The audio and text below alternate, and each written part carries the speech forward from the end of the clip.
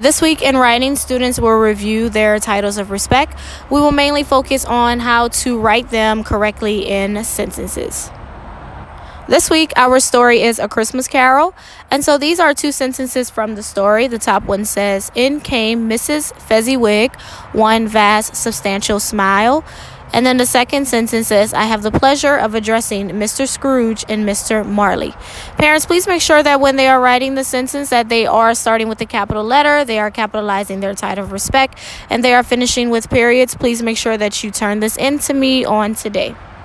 In class, after we finish our book work, I will have sentences on the board that are written incorrectly, and students have to write them correctly on their paper. They usually tear out their writing paper, and then they go to the back, they number their paper, and they write the sentences correctly. This is just practice for them. This is what the test will be like on Thursday. So please make sure that you also include this in your assignment turn-in on tonight. Today in Phonics Lesson 131, students will practice their phonics charts 12 and 13 on today.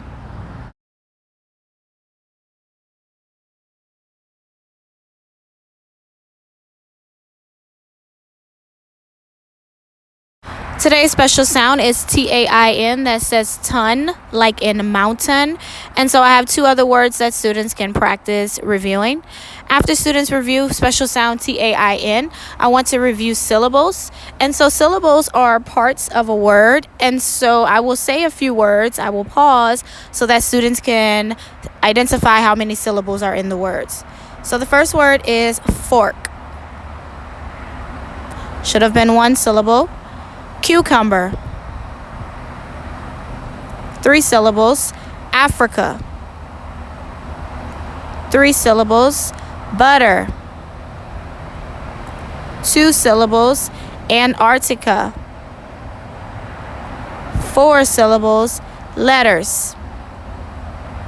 2 syllables. After students complete this, they can go to their workbook, page 131 on today. Today in language, students are learning exclamation sentences. So as just a review, we've learned statements, which are sentences that tell us something and give us information. We've learned command sentences, which gives you an order or makes a request.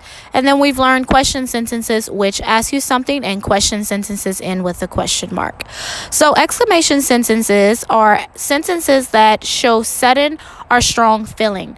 So whenever you have an exclamation sentence, usually the person speaking will have so much emotion. They will be excited. Sometimes they could be angry.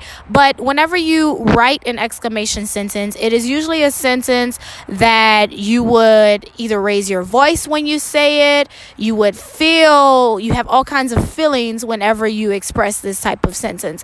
So on the board, I put, "I won the game." So if you won a game, if it's a championship game, you wouldn't just say, "I won the game," but instead you would be like, "I won the game." So this is an exclamation sentence because you say it usually in a loud manner. You have excitement, you have a lot of feeling. So parents, whenever they review how to write exclamation sentences, please make sure that it's sentences that require feeling, because sometimes they can write statements and just add an exclamation mark to it and make it an exclamation sentence when it's not.